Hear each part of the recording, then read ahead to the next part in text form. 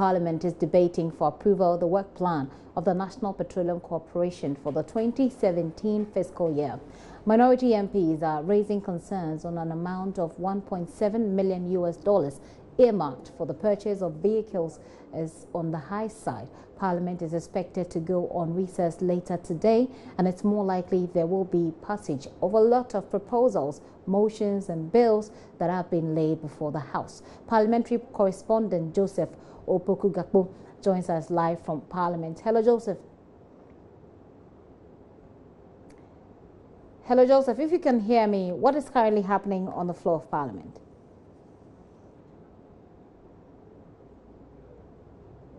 Hello, Gifty. Yes, bring us up to speed. What's been happening? A lot, of course, has been happening. Take us through them.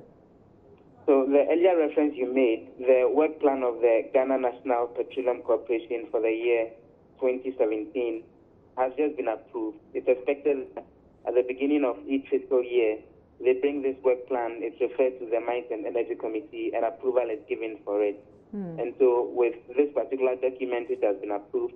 The GNPC has been given an amount of 83 million cedis, which is the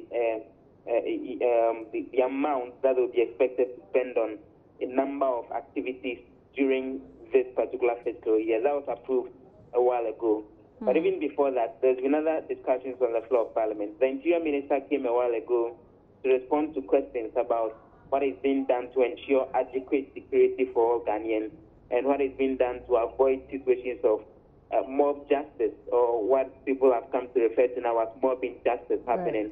Right. He's been indicating that the police will be increasing their vigilance with vigorous patrols and regular snap checks at vantage points. He's also been telling MPs that they will be increasing their presence at various public places and social gatherings, and that they will be deploying modern gadgets for the police so that then they'll be able to do effective arrest and prosecution of suspects. He's again indicated that they will be embarking on a rebranding when it comes to the image of the police to avoid situations of them being tagged with corruption, and that there will be heated collaboration between the Ghana Police Service, the Interior Ministry, the National Peace Council, and other agencies to promote what he describes as an integrated approach to curbing the perceived insecurity in the country. Well, one of the things that the House will be looking at a little later would be a report of the Finance Committee when it comes to an agreement that Cocoa Board is seeking endorsement for with a consortium of banks to raise $1.3 billion to do the purchase of cocoa for the year 2017-2018. That's that particular crop season. And while doing that, we are seeking tax exemption to the tune of about $6.5 billion. That would also be dealt with before the House rises later today. Oh, I mean, that their merry deal was one of the things that they've had to deal with today in Parliament. How did that come off? Well, that came up not exactly as an item for them to deal with, but usually at the start of every sitting, there is a process to adopt the minutes of the previous meeting. So there was a document that was brought in connection with what transpired on the floor of Parliament yesterday, and with that particular document, just to quote it, page 17 of it, which actually raised the issue that the majority leader, Seti Mensah, was sought to correct. The document states that during yesterday's meeting, after the urgent motion was moved by Katie Hammond, the Honorable Speaker referred the motion for the rescission of the Ameri deal to the Committee on Mines and Energy for consideration and report. On the floor of Parliament this morning, the majority leader, Seti Mensah, sought to correct that, and he claimed that the Speaker did not refer the motion in question to the Mines and Energy Committee, but that he referred the contents of the motion, and he said these are two different things. But the minority leader, Deputy James Klucha-Veggie, disagreed and insisted that it's actually the motion that was referred. The issue in controversy is that you would recall yesterday the minority was raising issues about the fact that when it comes to a motion that's brought to the floor of Parliament, it's supposed to be debated on the floor, and the Speaker had no right to refer it to a committee. So I'm sure that's why the majority leader sort of clarified that. But the Speaker eventually indicated that his directive yesterday was clear, and he doesn't want the issue further debated. So they didn't go into that. But what again I can tell you is that, as was indicated yesterday, the motion has been referred to the Mines and Energy Committee. I've been asking leadership at the level of that committee what's going to happen. They've indicated that this is something that they would look at when they are the House goes on the break, and they hope that the report on it will be ready by the time they return from the break. The leadership tells me that they would be conferring further with the leadership of the House. The leadership of the Mines and Energy Committee will be conferring further with the leadership of Parliament generally to get a clear understanding of what exactly the Speaker wants done as far as the motion that was referred to them is concerned, and then they would know how it happens subsequently. That would be interesting. Is that how the walkout and the little fracas that we saw between the minority and the majority was solved in Parliament today? If I missed that, kindly repeat yourself. Yes, I'm asking if that is how the whole walkout episode and how it's, sort of strained relations between the minority and the majority side was dealt with. Has it been dealt with? Is it a page that has been closed? It looks very much so. On the floor of Parliament today, it's really not come up as an issue for discussion. Business has continued as expected. Earlier in the morning, the Speaker, Professor Michael Quay, was in the seat himself. He presided over sitting. The relationship between himself, the minority leader, Haruna Idrisu, and the others on the front bench looks cordial. As I speak to you, the Speaker himself has gotten up. First Deputy Speaker, Joseph Osei-Wusu, has taken up the seat. It looks like they've put that particular episode behind them and they are moving on. But one other thing that I've gathered is that earlier this morning, there was a meeting between the minority caucus and the leadership of the NDC party as a whole to really discuss this particular issue and take a decision on what the way forward should be. From what we've gathered, they discussed it very extensively. I can, for example, quote one of those who was in that meeting, indicating that one of the resolutions that came up at that meeting was that the minority would be firm on their resolve going forward as far as they are in court, fight to ensure the Speaker doesn't treat them in any biased way is concerned. So they are indicating that they are really going to stand up to the Speaker if he treats them unfairly going forward. And those were some of the issues that were discussed at the meeting earlier today between the minority caucus and the leadership of the National Democratic Congress. Thank you very much, Joseph, for that update. Joseph Opoku-Gakpo is our able parliamentary correspondent, bringing us up to speed like he does all the time. So just so you know, GNPC's budget has been approved, 83 million cedis for them. Of course, it sounds like a lot of money. We'll see how it goes. Just so you know, also, Parliament is rising today. This afternoon, the controversy over the introduction of a toll levy is deepening after Parliament gave the green light to the project yesterday. Now, the reaction to this has been one of anger among those who are being targeted. This afternoon, we're digging to the root of that policy that emanated from road traffic regulations passed by Parliament in 2012. It is also the source of the controversy over brand new tires for all vehicles, compulsory seat belts, and a ban on mobile phone use whilst behind the wheel. Maybe great intentions, but poorly communicated. We'll come to that broader issue about the LI shortly. Right now, let's take a good look at the toll levy and the controversy that greeted it. On the street, vehicle owners are angry at Parliament's decision to okay the deal. Okay, one thing is the towing levy. Some of these drivers doesn't know their contacts, so before paying the fees, it will be hard for them. So as for me, it's not necessary for them to pay that levy. Why do you say it's not necessary? Because some of their cars don't spoil. It's to help you.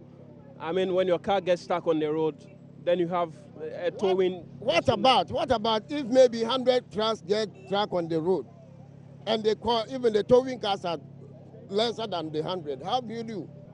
So for you, it's a non-starter. It's not a big deal for us. Oh, it's a normal way to government bring this this tool. So as a me, you say it will help for towing cars. If your car goes for somewhere, they will bring the towing cars. So it's a normal way for continuous to pay it. So for you are in support of it? Oh, I in support. That towing mandation that the government is bringing it will help us, because we the drivers, if you take our loaders, we don't have money in the road. So if you bring that in, let's assume that my car has been spoiled, and if you say you tow the car to the station and collect the money, where can I get the money to pay immediately for the lesson? This issue is very dicey because if my car got spoiled and my car has been towed to a certain place and I go there to pick my car and pay for it, then what about if my car has not spoiled? You don't pay for it at that instant. You pay yearly, on yearly basis. That's how it's going to work. Okay. Then what about if my car has not spoiled for 2 years or 3 years? You still have to pay. Then the drivers who are obviously not happy interacting with Lateef Idris last night. Well, a petition demanding withdrawal of that policy was filed at the presidency by Chamber of Petroleum Consumers. Charles Amwa is leader of that group, and we didn't hear much about that. Well, in the studio with me is one of the groups in this country that are unhappy about this. Charles Danso is chairman of the Committed Drivers Union. He is here with me in the studio. Also on the line with me is a private legal practitioner, Paul Kumi. Sir, thank you very much for your time here on the polls. All right, Charles, you're welcome to the discussion. Well, let's look at this issue. Obviously, someone has to pay to help curb road carnage. A lot of people are dying. Recently, there was an accident on our road, and we saw involving the Kotoko players. We saw how bad that was because the vehicle, according to reports, was stationary on the road. So obviously, this is something that's supposed to help bring the number of people dying on our road because of broken down vehicles down. Why would that be a problem for you? Yeah, first of all, I'll greet your viewers and then all drivers and car owners in Ghana. You know, there are so many ways of killing a cat, and you know, there are so many ways of doing these towing services. Yes, when a car breaks down, it must be towed to a certain point, but it is not like everybody who is owing a car should pay. You see? Why not? Quite recently, about 2 years ago, that's 2015, we agitated over how the DVLA brought some machines that if you are going to do your roadworthy, how to test the car so that the car shouldn't break down on the road. We agitated by it that if they bring that in, our roads are unmotorable. We won't get correct examination at the testing point. So you raised concerns at the time. We raised a big, huge concern. And it has not been implemented, right? They've been implemented. It's working. And what they told us was whenever they implement that law, we won't get any broken down vehicle on road. But that is obviously not the case now. Yes. Okay, so that you agitated, groups like you agitated. Today we have another issue on our hand, the road to the towing levy. Even though people agitated, Parliament has decided to pass it. Do you get the sense that you're not being listened to? I mean, that your concerns are not being heeded to? You know, this same towing levy should have come last month or two. Yes. So at that time they were bringing it.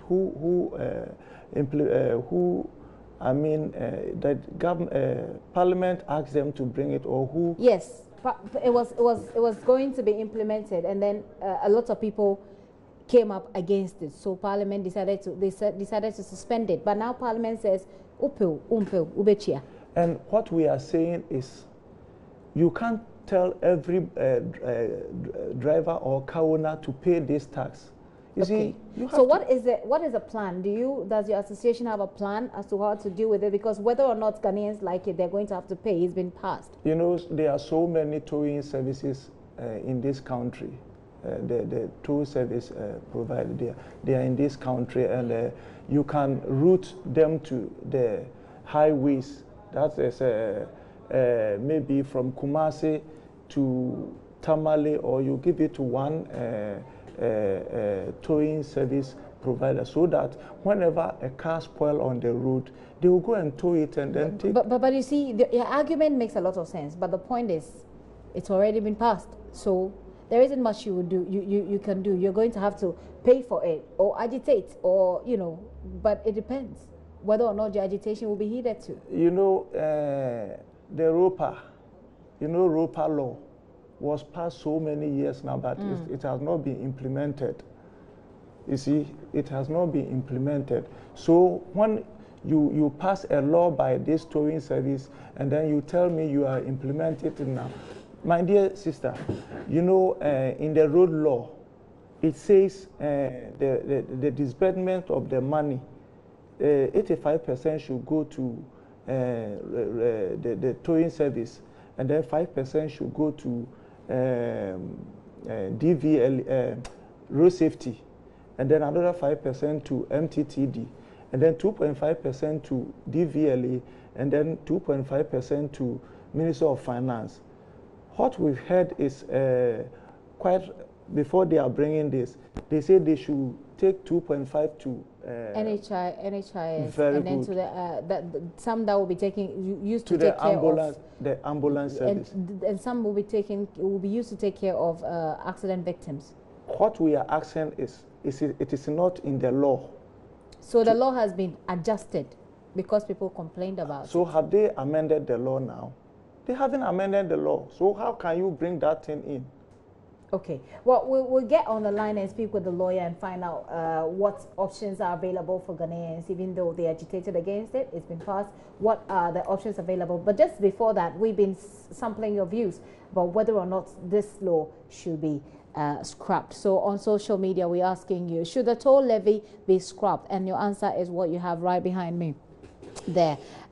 So the blue, just in case you can't see, I'm sure you can, by the way, the blue shaded part is for those who are saying yes, and we have 70% of people saying yes, the road toll levy should be scrapped. But on the other hand, you have a whole thing. Actually, it's quite a lot for 30% of people to say no, it should be allowed to remain. So 30% of people want it to remain, 70% think that it should be scrapped.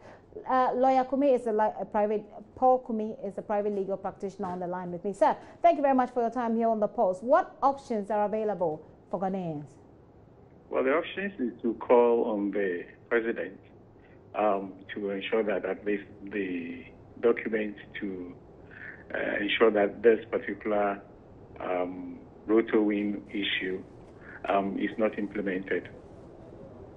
Well, it appears that once Parliament has said it should go ahead, it will go ahead, because there is a petition. We know of a petition that went before this call from Parliament came. That petition from to the presidency has not been given any response. Yes, so what the presidency can do will be to send in another act which will go to repeal the present one, which has been sent to Parliament.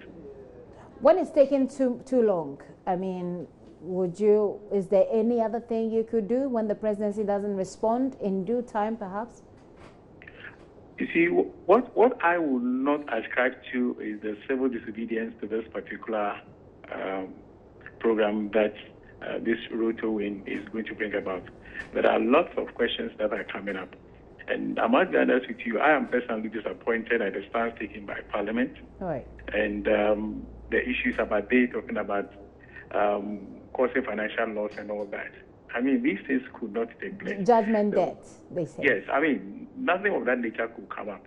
When there will be the judgment debt, when there is the agreement between the two parties, and one of the parties, without any due reason, had decided to probably unilaterally resign on his part of the agreement. But when government decides that, okay, this particular law or this particular legislative instrument which is bringing about this agreement that has been entered into, we send in another instrument to Parliament so that it will, as it were, repeal the present one by which this agreement was entered into. What will happen is that there will not be any existing agreement based upon which, there will not be any existing instrument based upon which the agreement that was entered into between government and the private company, will depend. And so in law, we say that the whole contract has been frustrated. And to the extent that the contract has been frustrated, No party can go to court and say that I'm asking you to pay me X or Y. And so if the government is really minded and wants to listen to the general populace, all it needs to do is to ensure that it goes to Parliament and repeals this particular instrument which is giving rise to this contract that has been entered into. Indeed, all of us were up in arms. Now they are just trying to do some few cosmetic things, saying that now give the NHIS something, give Ghana Ambulance something. I do not think that is fair. Many people have even spoken about the amount involved. You see, let's even say that it's going to be 60% to the private company. If you talk about 60%, we have not less than about, say, 2 to 3 million vehicles in Ghana. And if each person is going to pay about, say, just the least amount being 10 cedis, you can imagine. That's still a lot of money. So you think... So at this point, the only available option is to wait for the presidency to respond. Yes. I think the president will have to respond. Okay. Because we have now, I mean, the whole thing has gone through Parliament. Okay. Parliament, in its own way, is trying to say that it should go ahead. The only person who can stop this thing will be the president. Okay. Thank you very much, sir, for your time. Okay. Paul Kumi is a private legal practitioner helping us to make sense of that, to know what options are available to us. If you were to speak to the parliamentarians who passed this law, one word, what would you tell them? Yeah, I'll tell them they should go back again to the public and listen to the public. Because this law is not only in Ghana, which has been implemented, it's done in the whole world, and it's not by force and compulsory. For everybody to pay. For everybody. It's not like they say you pay, maybe if you go and see a car breaking down, you hit it and then die, so you have to pay. What we are telling... Not everybody should pay, that's your point. Not everybody should pay. Okay. Thank you very much. Charles Danso is chairman of the Ghana Committed Drivers Association, helping us with this conversation. A quick one, by the way, from Facebook. Nanaya Wankoma Ojebuafo says, big yes, I've never had to tow my small saloon car off the street for years. Why don't they establish an emergency towing service, which you would have to pay a charge for, then you tow your car away? All right, on that note, you're still welcome to bring your comment on Facebook. Interactive, of course, we'll read it out to the rest of the world. Let's take a quick pause for sport on the Pulse. Please stay.